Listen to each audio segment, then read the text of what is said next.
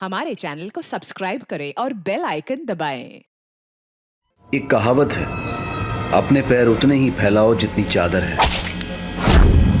इंसान को अपनी जरूरतों पर काबू रखना चाहिए, नहीं तो हद से ज्यादा जरूरतें विनाश की ओर ले जाती हैं।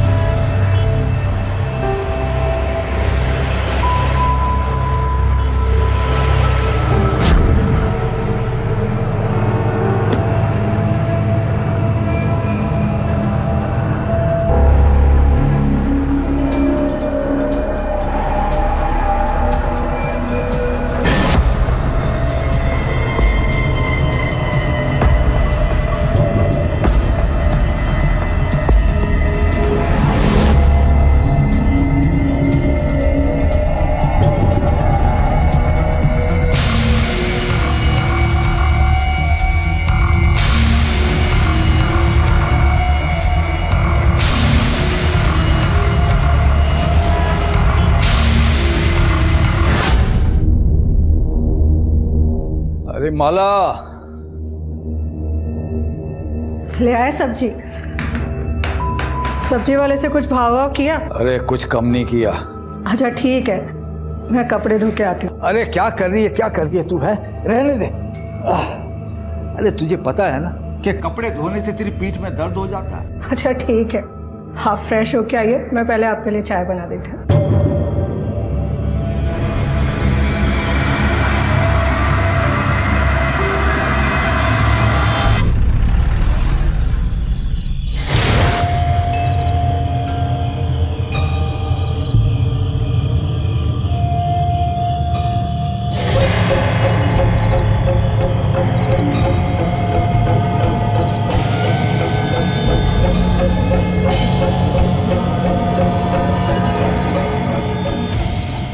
ये लीजिए, पूरे 50,000 है, गिन लीजिए। देसी कट्टा दीजिए ना। अरे देता हूँ बाबा, देता हूँ। अरे दो ना भाई। अरे देता हूँ ना।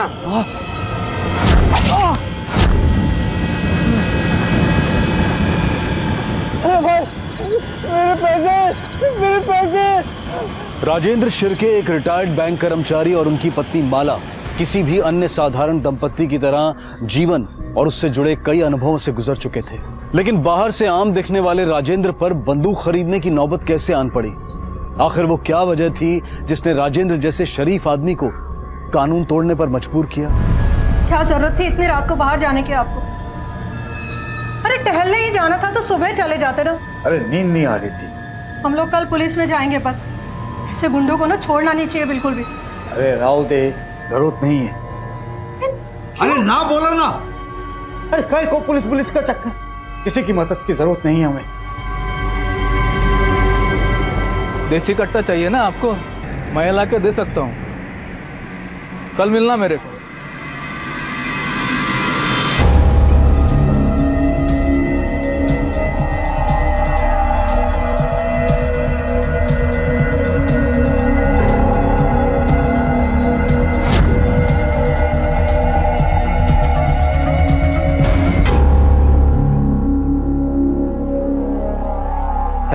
कल टाइम पे आ जाओ। जी सर।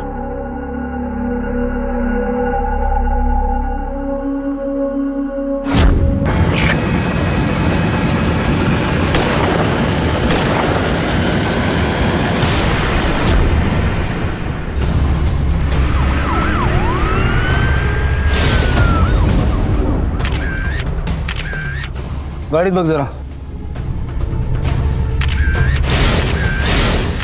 2 गोली लगी है सर। पॉइंट ब्लैंक रेंज से मारा गया, बचने का कोई चांस ही नहीं है। बॉडी वर्क का आइडेंटिफिकेशन है का बग जरा। सर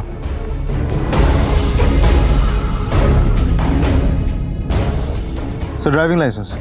धनराज जोशी। फैमिली को इन्फॉर्म करो और बॉडी को पोस्टमार्टम के लिए भेजो। सर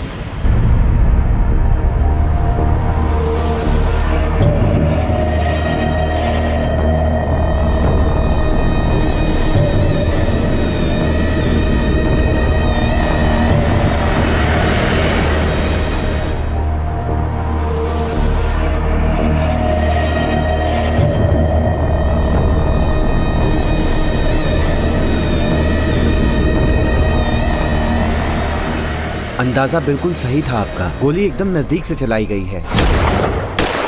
देसी कट्टे से निकली हुई गोली है। कोई सुपारी का मामला तो नहीं है? फैमिली से बात करके जरा पता करो कि धनराज की पर्सनल या प्रोफेशनल मैटर को लेकर किसी से दुश्मनी तो नहीं। Okay sir.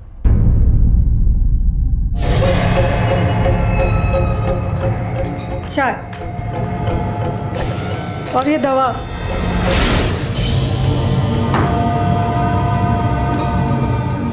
कहाँ जा रहे हैं आप? आपको कल बुखार था ना पूरी रात, आप आराम करिए ना। मुझे कहीं जाना है। आप पहले दवाई खा लीजिए, नाश्ता करिए, फिर आप जाइए। मैं आके कर लूंगा। अरे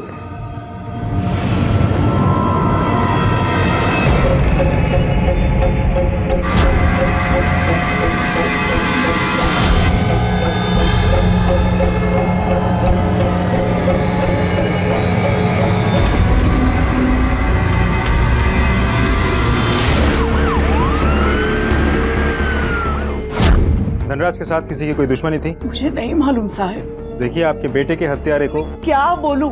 मेरे बहू से पूछ लीजिए, आप वो ही बता देगी। कहना क्या चाहती है आप? साहब, वो विद्या मैडम है ना, उनका कुछ चक्कर चल रहा था। किसके साथ? उनके ड्राइवर मंगल के साथ।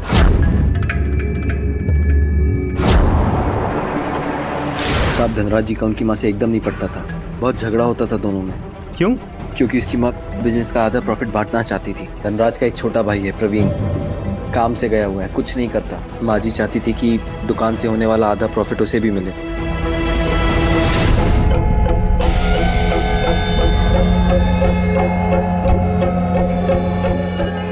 ये क्या है? कुछ नहीं, रख दे इसे। हाँ लेकिन 3 लाख रुपए कैश कहाँ से है आपके पास? कहाँ से आए? अरे क्या मतलब है? बैंक से निकाले और कहाँ से आएंगे? हाँ लेकिन इतने पैसे क्यों निकाले आपने, यही तो पूछ रही हूँ। अरे माला, इसलिए मैं तेरे को सारी बात नहीं बताता हूँ, क्योंकि एक के बाद एक तेरे सवाल जवाब शुरू हो जाते हैं। अरे वो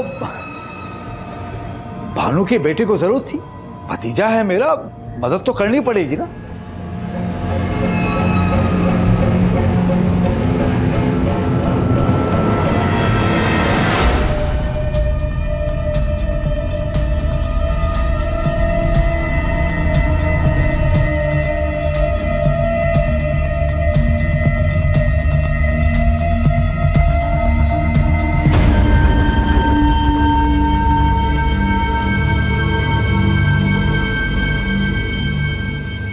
कौन था ये? अरे कोई नहीं, बस ऐसे एड्रेस पूछ रहा था।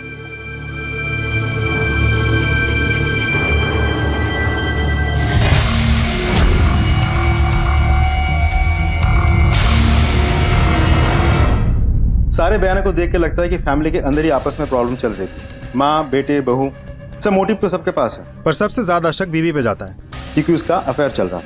अफेयर? किसके साथ? ड्राइवर मंगल राणे के साथ। रोज वो हस्बैंड के साथ ऑफिस जाती थी, लेकिन जिस दिन धनराज का मर्डर हुआ एग्जैक्टली उसी दिन वो अकेली गई। अच्छा। सिर्फ ड्राइवर मंगल राणे के बारे में मैंने इन्फॉर्मेशन निकाली है। कोरेगांव पार्क के आसपास कहीं रहता है। उसका एक भाई भी है, चंदू, फिलहाल जेल में। चंदू से मिलने के लिए वो रेगुलर जेल जाता है। तो तुम्हें लगता है कि मंगल ने अपने भाई चंदू के थ्रू? पॉसिबल है सर, शायद मंगल ने चंदू के थ्रू किसी को सुपारी दी होगी धनराज को रास्ते से हटाने के लिए। मेरे को नहीं मालूम सर, मैं तो पहले से यहाँ पे जेल में सड़ रहा हूँ। देख, अभी भी समय है, सच क्या है हमें बता दे, वरना अब भी मैं मुंह से बोल रहा हूँ, अब हाथ पैर भी चलाऊंगा मैं। वो मंगल ने मुझे एक बार बोला था कि धनराज को ऑफ करने का, ताकि उसका पैसा और औरत उसकी हो जाए, लेकिन साहब उसके बाद मेरी उससे कोई बात नहीं हुई। अगर मंगल ने कुछ किया होगा तो साहब बाहर के आदमी को बोला होगा, और मेरे से तो कोई मदद मांगी नहीं उसने। क्यों? जो जो चाहिए था तुझे मिल गया ना? आप ये क्या कह रहे हैं सर? धनराज जो मर गया, उसकी बीवी के साथ तेरा चक्कर चल रहा है ना, इसीलिए तूने धनराज को मार दिया, ताकि उसकी बीवी भी तुझे मिल जाए और धीरे धीरे पैसे भी। अफेयर? आप क्या बोल रहे हैं साहब? इन सब चीजों के लिए टाइम नहीं है हमारे पास। तुम दोनों के कॉल रिकॉर्ड्स, तुम्हारे अफेयर के बारे में जानने वाले लोगों के बयान, सब कुछ है हमारे पास। तुम्हारा अफेयर प्रूव करने के लिए हमें 1 सेकंड भी नहीं लगेगा। लेकिन सर, मैंने जो चंदू दादा से उस दिन बोला था वो तो बस ऐसे ही बोल दिया था, मन की भड़ास निकालने के लिए। क्या करती सर, जीना हराम हो गया था हमारा। जिस दिन धनराज का मर्डर हुआ तुम उसके साथ क्यों नहीं थी? वैसे तो तुम दोनों साथ में निकलते थे ना। पता था कि कोई उसे मारने वाला है, जानबूझ के उसी दिन तुम उसके साथ नहीं थी। सर वो नहीं जा पाई क्योंकि सुधा मैडम की तबीयत खराब हो गई थी, आप चाहे तो उनसे जाकर पूछ लीजिए, उन्होंने ये खुद ही मुझे बताया था। इतनी फिक्र थी तुम्हें अपनी सास की? हाँ थी सर, मेरे और धनराज के बीच चाहे जो भी हो, पर मैं इतनी बुरी नहीं हूँ कि आई का ख्याल ना रखूं। मैं भी इंसान हूँ साहब, तंग आ गई थी मैं धनराज से, उसके गुस्से से, कभी आई से अनबन तो कभी बेटे विनय के साथ झगड़ा। मेरी तो किसी को परवाह ही नहीं थी, अगर परवाह थी तो सिर्फ मंगल को। सर मैंने कुछ भी गलत नहीं किया। अब आप झूठ बोलने लगे हैं मुझसे। मैंने अभी खुद भानु से फोन पे बात की, उसने बताया मुझे कि उसने और उसके बेटे ने आपसे कोई पैसे नहीं मांगे। अरे माला, वो मैं उसको चल क्या रहा है बताइए मुझे, कुछ तो गड़बड़ है। जितना तुझे कम पता होगा उतना ही तेरे लिए अच्छा है, इसलिए मत पूछ। ठीक तो है ना, कुछ हुआ तो नहीं है ना? अरे मैं बोल लो ना कि राहु दे।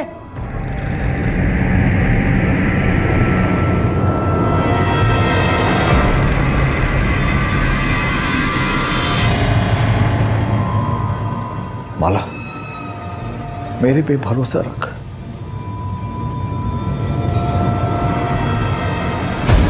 सारा नाम खराब करके रखा है, तू चले जा यहाँ से। जाने से पहले लिख दे, इस प्रॉपर्टी पे तेरा कुछ भी हक नहीं है। लिखना तो दूर, इस घर को छोड़ के भी नहीं जाने वाली मैं। इस घर पे मेरा भी उतना ही हक है। देखती हूँ मैं कैसे नहीं जाएगी तू।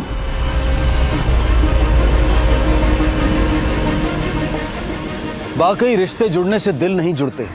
निसंदेह इस परिवार में किसी को किसी की फिक्र नहीं थी, इसलिए इस बात की संभावना थी कि इन्हीं में से कोई धनराज की हत्या में भी शामिल हो सकता था।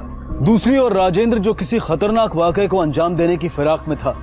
पुलिस राजेंद्र और उसके इरादों से बिल्कुल बेखबर थी, और इसी बीच इस केस में एक ऐसा मोड़ आया जिसने इस गुत्थी को और भी उलझा दिया।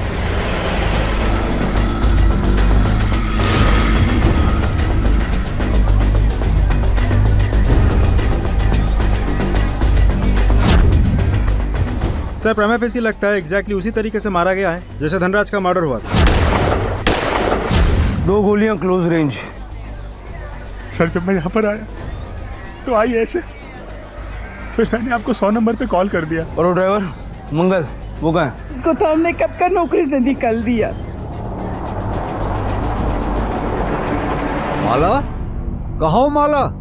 ये माला कहाँ चली गई?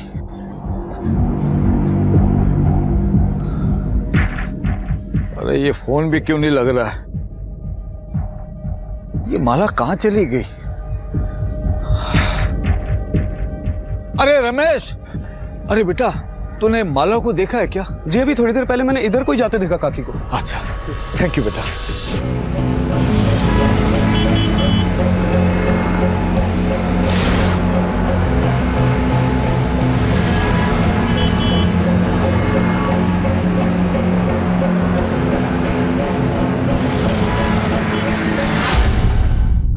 सर, हमारा अंदाजा बिल्कुल सही था, विद्या को भी देसी कट्टे से ही मारा गया। मतलब धनराज और विद्या का मर्डर कॉमन होने के चांसेस ज्यादा हैं। सर, शायद मंगल ने पहले विद्या के लिए धनराज को मारा होगा, फिर उसे नौकरी से निकाल दिया गया, फिर गुस्से में आके उसने विद्या को भी मार दिया। शिंदे दिन दहाड़े अपने ही घर के बाहर विद्या का मर्डर हुआ और किसी ने कुछ नहीं देखा। कोई फैमिली वाले हमसे कुछ छुपा तो नहीं रहे? पड़ोसियों से कुछ पता चला? सर, पड़ोसियों से पूछताछ की तो पता चला कि धनराज एक्चुअली टेढ़ा आदमी था। पहले अपने भाई को धोखा देके उसकी प्रॉपर्टी हथिया ली, फिर दुकान से भी उसे आउट कर दिया। मतलब अपने भाई से ही दुश्मनी ले ली? माँ से भी, क्योंकि माँ अपने छोटे बेटे प्रवीण के बहुत क्लोज थे, उनको भी बुरा लगा होगा। और धनराज की नॉमिनी थी विद्या, यानी अगर धनराज और विद्या को रास्ते से हटा दिया जाए तो घर, दुकान, प्रॉपर्टी सब पे मालिकाना हो जाएगा प्रवीण और माँ सुधा का। शिंदे, कहीं ये दोनों तो मिले हुए नहीं है? सबके कॉल रिकॉर्ड्स और ट्रायंगुलेशन रिकॉर्ड्स निकलवाओ। Okay sir.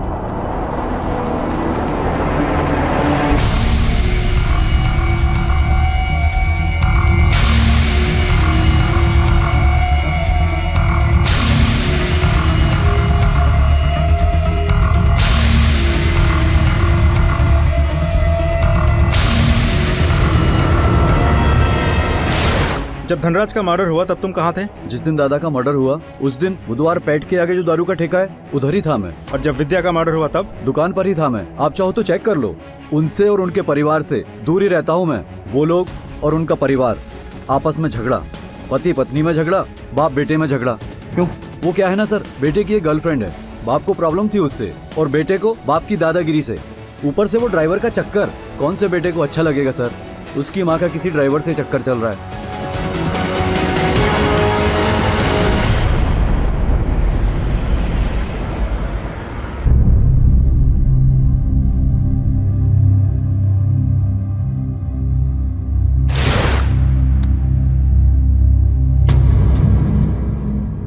माला,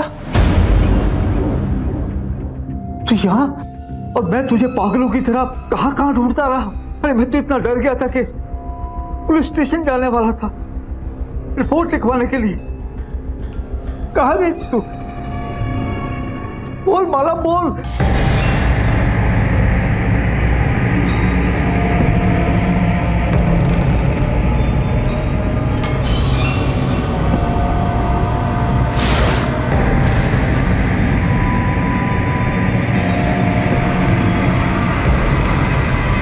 तो क्या करता था माला? इसके सिवा मेरे पास कोई दूसरा रास्ता नहीं था, बस यही एक रास्ता था। अरे भाई साहब,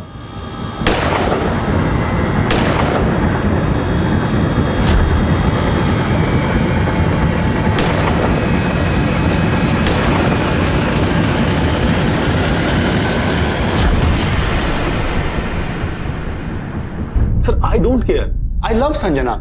आई बाबा उन लोगों ने क्या क्या नहीं बोला, क्या क्या नहीं किया, लेकिन मैंने कहा मैं शादी करूंगा तो संजना से करूंगा, वरना नहीं करूंगा। और उस संजना के साथ शादी करने के लिए तुमने अपने आई बाबा को मार दिया। सर मैं क्यों मारूंगा अपने आई बाबा को? सर संजना से शादी करने के लिए मुझे किसी का खून करने की जरूरत नहीं है। सर ना मुझे आई बाबा की जरूरत थी और ना ही उनके पैसों की। और वैसे भी ये सब छोड़ करके मैं संजना के साथ मुंबई शिफ्ट हो जाता। देखिए ये है मेरी वेबसाइट जो मैं बिजनेस शुरू करने जा रहा हूं। देखिए सर,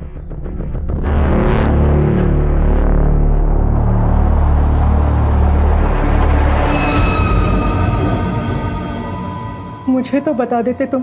मैं देख माला, मैं तुझे इन सब में इन्वॉल्व नहीं करना चाहता। बस एक बार मेरा ये काम पूरा हो जाए, मैं खुद पुलिस के पास जाऊंगा और सब कुछ सच सच बता दूंगा। बस लेकिन ये जो काम शुरू किया है ना, इसे पूरा कर लो। और किस किस को मारेंगे आप? एक एक को मारूंगा मैं, नहीं छोड़ूंगा किसी को भी, नहीं छोड़ूंगा।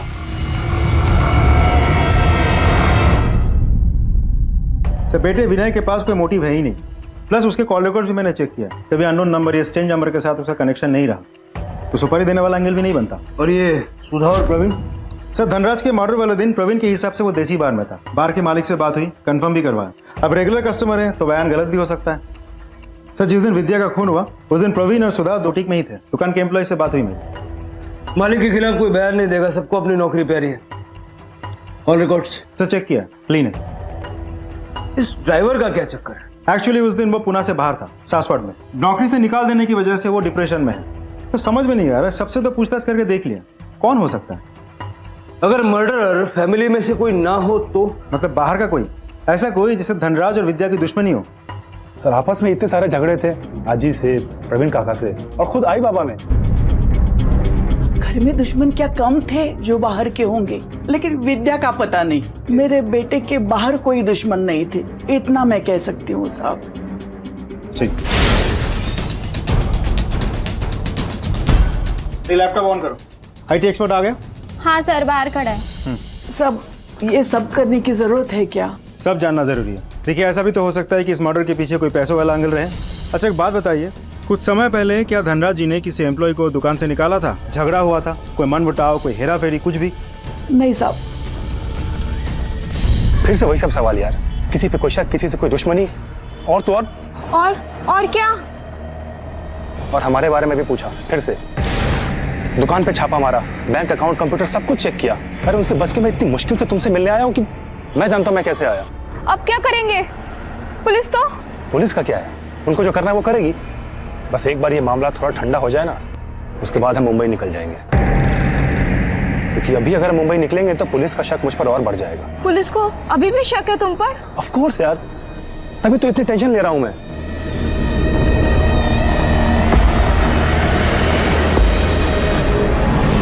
कब की फुटेज है?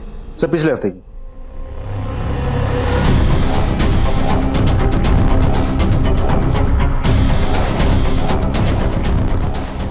पॉज करो, रिवाइंड।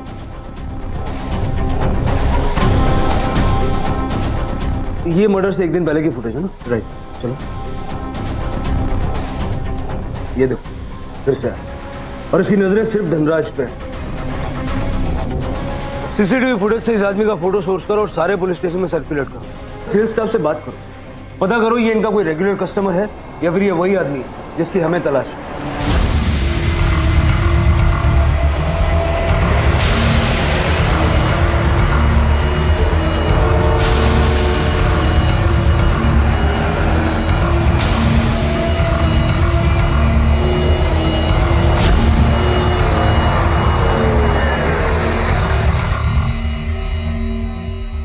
अरे रुको भाई, रुको। हाँ, अरे बोलो जल्दी, लेट हो रहा है। क्या रोका आपने?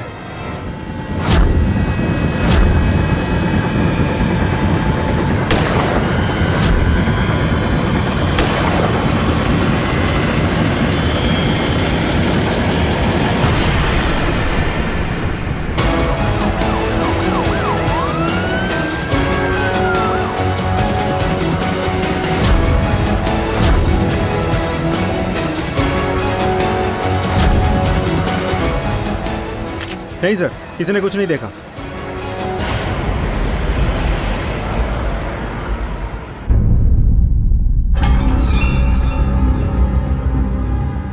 बस अब रहने भी दो।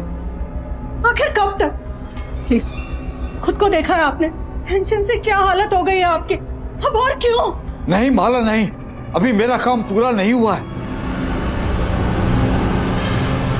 अभी सुधा जिंदा है, बस एक बार वो खत्म हो जाए फिर मुझे शांति मिलेगी। पता नहीं हमारे पूरे परिवार के साथ किसकी दुश्मनी थी तो ये हमें आज इतनी बड़ी सजा मिल रही है। आप इसे पहचानती हैं?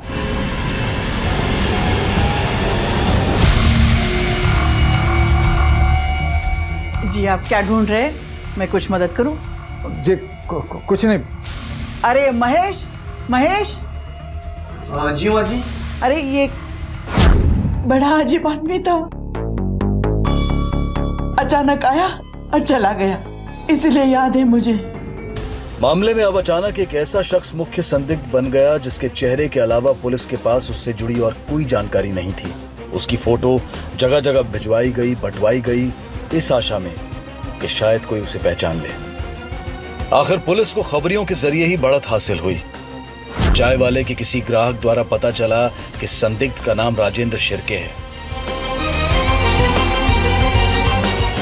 बाला, तो वापस नासिक चली जा, वहां पे तेरे रिश्तेदार वगैरह है ना? नहीं, मैं कहीं नहीं जाएगी तुमको अकेला छोड़कर। अरे तू चाहेगी? देख बाला, हमारे पास कोई और दूसरा रास्ता नहीं। ये काम खत्म होती मैं अपने आप को पुलिस को सरेंडर कर दूंगा और उन्हें सारी बात बता दूंगा। इसलिए माला, मैं नहीं चाहता कि मेरे जाने के बाद तो अकेली रहे, इसलिए कह रहा हूं तुझे। कुछ भी बोलो, कितना भी बोलो, जहां तुम जाओगे मैं भी वहीं जाऊंगी। अरे तू समझती क्यों नहीं है? जा बाला।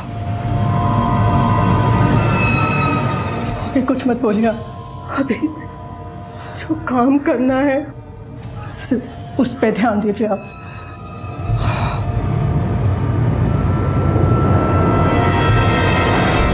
नहीं सर, हमें जिस राजेंद्र शिर्के की तलाश है सिर्फ वही हाथ नहीं आ रहा है। शिंदे, इसका मतलब या तो नाम गलत है या फिर वो आदमी पुणे का नहीं है। सर, खबरी से पता चला है कि एक ऑटो वाले ने विनय का मर्डर होते हुए देखा है। माफ कीजिए साहब, मैं पहले ही आपको आके बताने वाला था। मेरे को डर लगा कि तेरे इस डर के चक्कर में अगर वो मुजरिम हमारे हाथ से निकल गया ना, उसकी जगह तेरे को अंदर डाल दूंगा, समझा? नहीं नहीं साहब, मैं कुछ नहीं किया। पहचान सकता है उसे? उसको कैसे भूलूंगा साहब? वो शरीफ दिखने वाला सीधा साधा बुढ़ा आदमी, मैं सोचा भी नहीं कि बंदूक निकाल कर। रुको, अरे बोलो जल्दी, लेट हो रहा है। क्यों रोका आपने?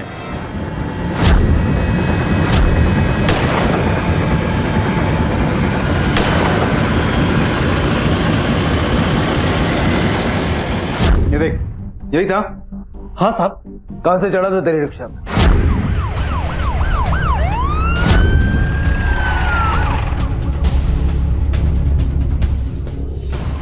शिंदे सर, पता करो कि आखिर ये राजेंद्र यहाँ आया क्यों था। अगर वो विनय का पीछा करते हुए यहाँ आया होगा तो विनय के मोबाइल का लोकेशन भी यही होगा। और जरा आसपास के लोगों से पूछताछ करो, किसी ने विनय या राजेंद्र को यहाँ देखा है क्या? Okay sir.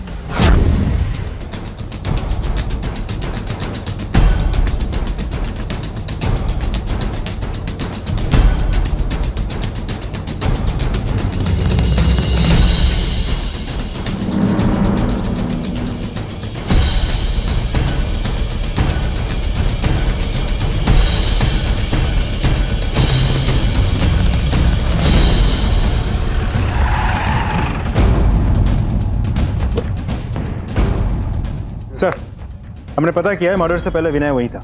इसका मतलब राजेंद्र ने उसे फॉलो किया। पता चला कहाँ से आया था? सर, ऑटो रिक्शा स्टैंड में जाके हमने एक ऑटो रिक्शा वाले से पूछताछ की। राजेंद्र को कोई नहीं जानता। पूछताछ का दायरा बढ़ा दो शिंदे। धनराज और विद्या का घर, उनकी दुकान, उसके आसपास के सारे ऑटो वालों से बात करो और ऑटो रिक्शा यूनियन में जाके पता करो। कोई ना कोई ऑटो वाला तो हमारी मदद कर सकता है। बस बस बस, यहीं रोक दो।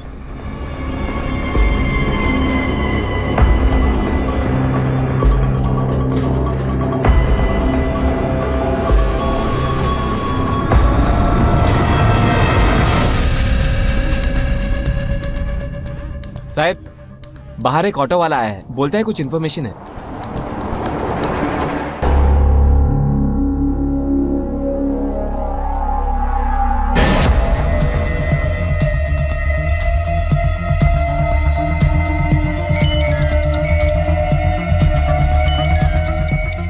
फोन क्यों कट कर रहे हैं? कहीं कुछ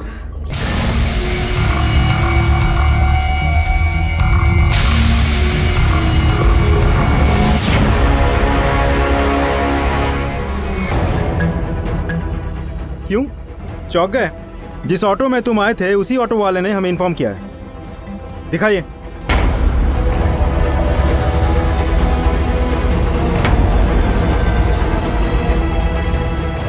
चला। धनराज, विद्या और विनय, इनको क्यों मारा? क्या दुश्मनी थी तुम्हारी उनसे? सर, ये ऐसा नहीं मानेगा। चल बोल बोल, सच क्या है? सर, फोन कहाँ हो तुम? कब से फोन लगा रहे हो? फोन क्यों नहीं उठा रहे तुम? राजेंद्र नहीं, पुलिस अरेस्ट कर लिया तुम्हारे पति को।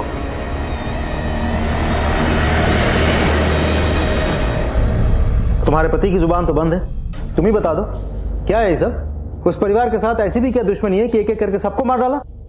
हाँ? माला जी बोलिए।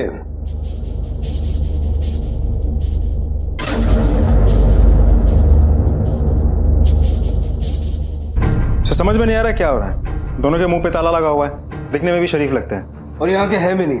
मुझे नहीं लगता ये लोग पुणे के। हो सकता है सर, घर भी इनका अपना नहीं है, किराए के मकान पर रहते हैं। जरा पता करो कि ये लोग आए कहाँ से और इनकी कहानी क्या है। इनके मकान मालिक से पूछो कि इनका परमानेंट एड्रेस क्या है। Okay sir. 2 महीने से रह रहे साहब, ये इलाज वगैरह करवाने के लिए पूना में आए थे। और कहाँ से आए थे? कोई परमानेंट एड्रेस वगैरह? नहीं, वो तो सर बिना कोई डॉक्यूमेंट्स के किसी को भाड़े पे रख लिया। लीव एंड लाइसेंस के रूल्स होते हैं, आपको पता है ना? सॉरी सर, वो लोग तो दिखने में शरीफ लग रहे थे, ऊपर से टाइम पीरियड भी कम था और भाड़ा भी उन्होंने एडवांस में दे दिया था। हमने तो सपने में भी नहीं सोचा था सर कि वो मर्डरर निकलेंगे। चलिए घर खोलिए, एक एक इंच छान मारो, फाइल, फोलियो, कैश जो मिले उठा लो।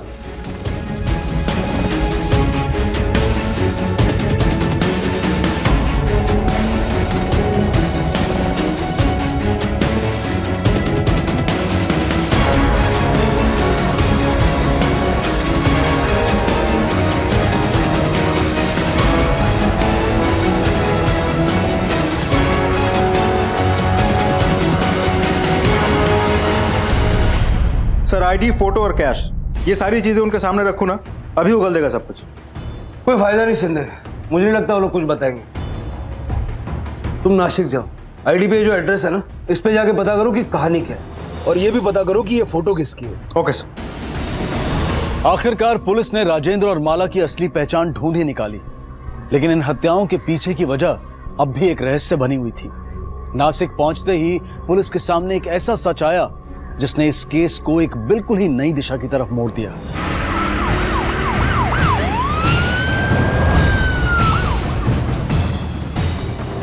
राजेंद्र शिर्के आपके पड़ोसी है ना, कुछ बताएंगे उनके बारे में? बड़ा दुख होता है उनके लिए। इतने अच्छे लोगों के साथ इतना बुरा क्यों हुआ, ये समझ ही नहीं आता। क्या मतलब? माला, मुझे माफ कर दे। क्या कर रही है? बस भी करो। माला, मैं फेल हो गया। इतना सब कुछ करने के बाद भी मैं अपना काम नहीं पूरा कर पाया। मैं सुधा को नहीं मार पाया। मुझे माफ कर दे माला। ऐसे मत करो। बेटा और बेटी थे उनके, एक्सीडेंट हो गया। राजेंद्र और माला तो पूरी तरह टूट गए। दोनों जिंदा हैं तो सिर्फ उनकी पोती की वजह से। अगर वो नहीं होती तो ये दोनों जान दे देते। क्या नाम है इसका? तारा नाम है उसका। 20 साल की थी तब पूना गई थी जॉब के लिए। अभी 14-15 महीने पहले ही वापस आई थी छुट्टी पे। सुसाइड कर लिया बेचारी ने। सर, राजेंद्र काका और माला काकी तो खत्म ही हो गया। उसके बाद क्या हुआ, क्यों अचानक आत्महत्या? फिर पुलिस में जाते रहे महीने महीने, रोज वही, लेकिन पता ही नहीं चला क्यों बेचारी ने अपनी जान दी। ओके। लड़की की लाश हमें पंखे पे लटकी हुई मिली। बॉडी उतारो और पोस्टमार्टम के लिए भेजो। काफी टफ इन्वेस्टिगेशन की हमने, उसके बाद क्लियर हो गया कि मामला सुसाइड का ही है। लड़की के दादा दादी ने भी पुलिस स्टेशन के काफी राउंड लगाए।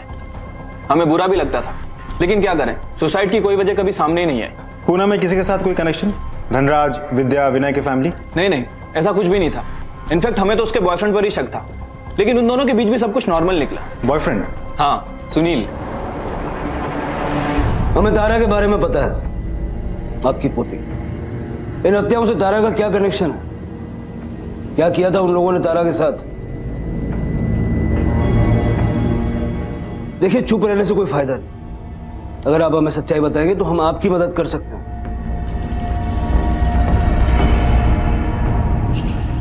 बताओ।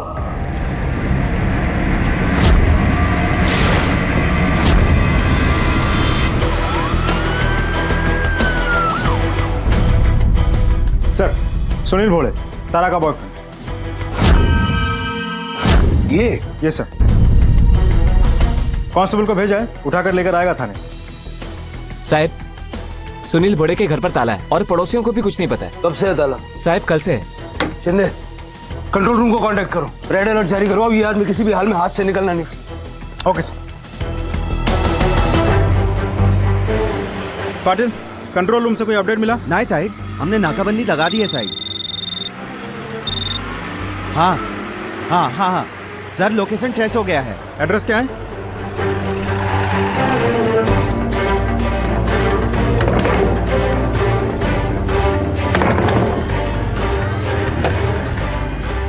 बहुत भगाया तूने।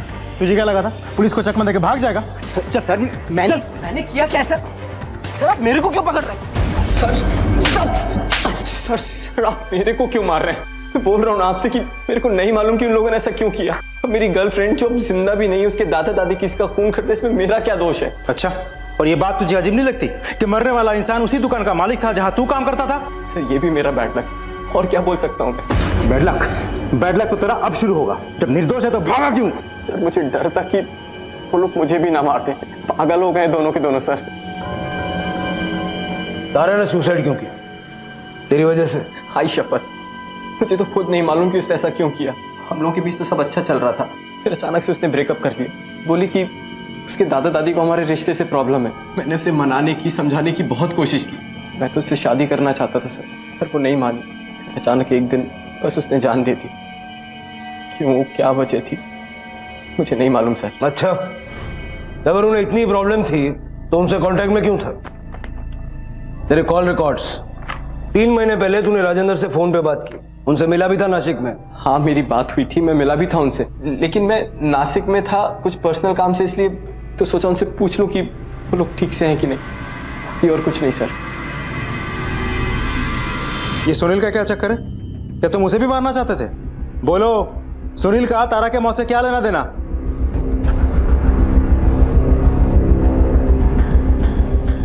छोड़ो शिंदे, अगर ये मुंह नहीं खोलना चाहते तो सुनील का मुंह खुलवाओ। उल्टा लटका के मारो, सब कुछ खुद उगलेगा। सर सुनिए, उसको मत मारिए, उसका इससे कुछ लेना देना नहीं है।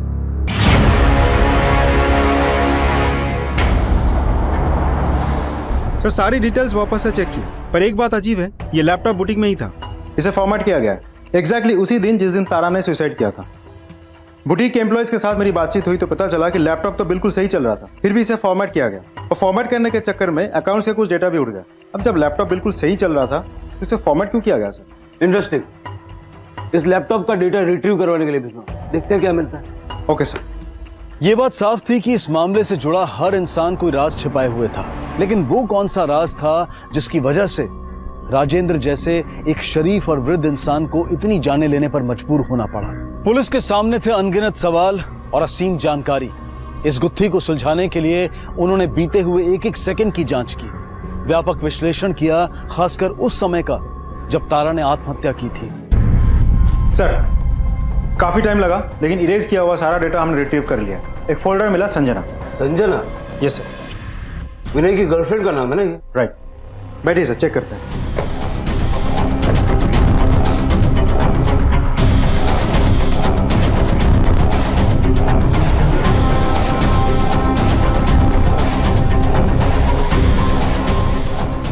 सारे लेडीज चेंजिंग रूम के वीडियो। Yes sir. सर ये तो तारा, राजेंद्र और माला की पोती। विनय तो है नहीं, चलो संजना से बात करते हैं।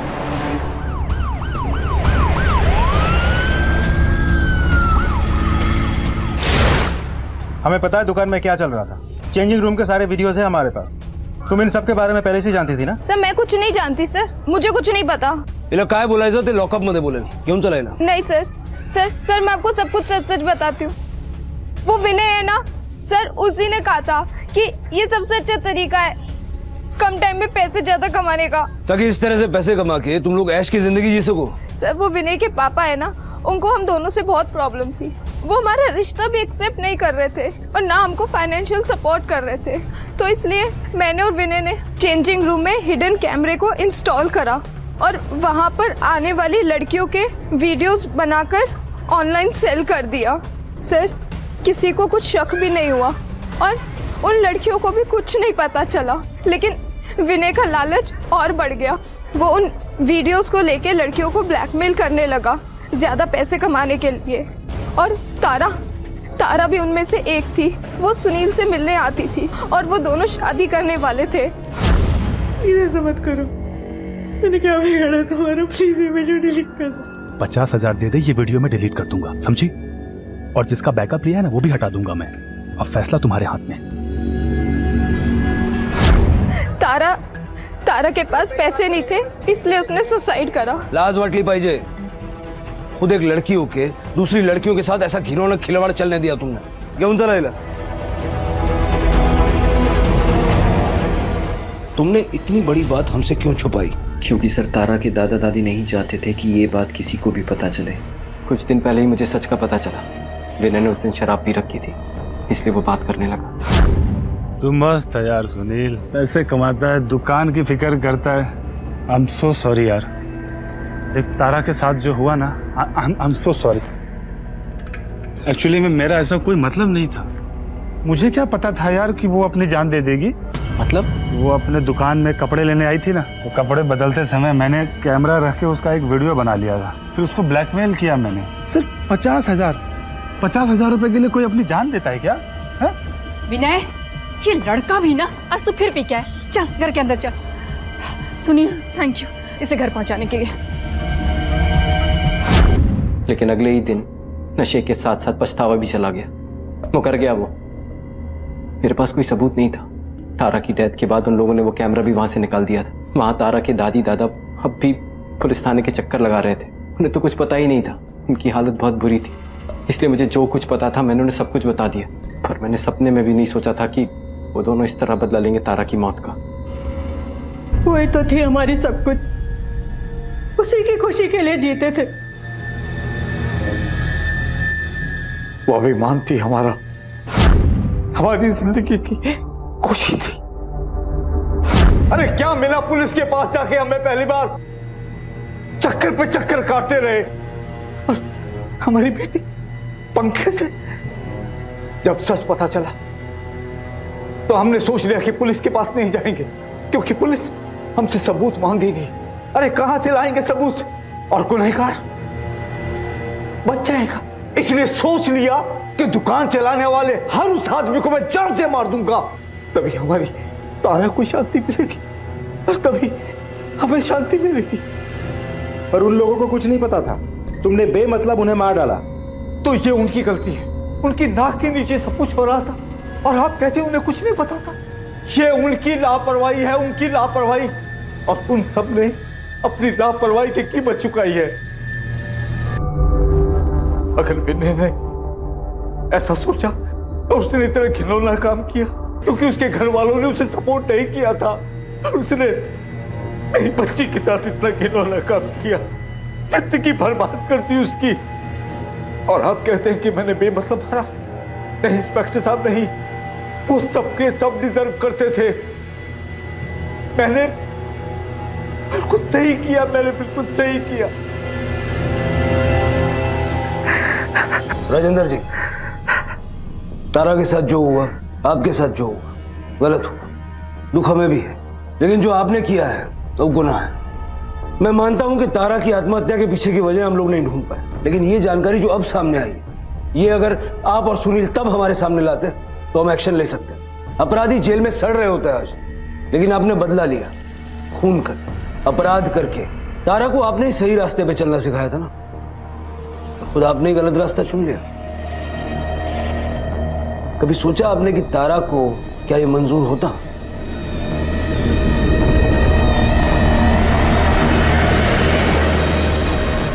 बहुत पुरानी कहावत है कि लालच बुरी बला है। लालच एक ऐसा बवंडर है जिसमें अनगिनत मासूम जिंदगियों को नष्ट करने की क्षमता है। इसलिए इस पर काबू रखें, इसे मिटाने का प्रयास करें। न जाने ये कब और कैसे हमें एक ऐसे रास्ते पर धकेल दे जहां से लौट कर आना शायद नामुमकिन हो। याद रखें, चेंजिंग रूम में छिपाया गया कैमरा अक्सर आपके मोबाइल फोन के सिग्नल में रुकावट पैदा करता है। अगर ट्रायल रूम में जाने के बाद भी आप अपने मोबाइल के सिग्नल को बरकरार रख पाएं, तो इसका मतलब है कि चेंजिंग रूम सुरक्षित है। ट्रायल रूम के आईने पर उंगली टिकाकर चेक करें। अगर आपकी उंगली और उसके प्रतिबिंब में जरा अंतर दिखाई दे तो इसका मतलब है कि आईना सही है। लेकिन अगर आपकी उंगली और उसके प्रतिबिंब में कोई भी अंतर ना हो तो इस बात की संभावना हो सकती है कि वो आईना दो तरफा हो और उसके पीछे कैमरा भी हो सकता है। आखिर में ट्रायल रूम की लाइट को ऑफ करके अपने मोबाइल फोन की टॉर्च द्वारा आईने को गौर से चेक करें। अगर आईने के पीछे कोई व्यक्ति या कैमरा छिपा है तो वो झट से नजर आ जाएगा। याद रखें, हमारी सुरक्षा की जिम्मेदारी कुछ हद तक खुद हम पर भी है।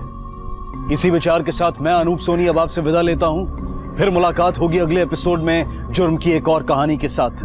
तब तक अपना और अपने परिवार का ख्याल रखें और देखते रहें क्राइम पेट्रोल डायल 100। सबक एक को सीख हम सबको। जय हिंद।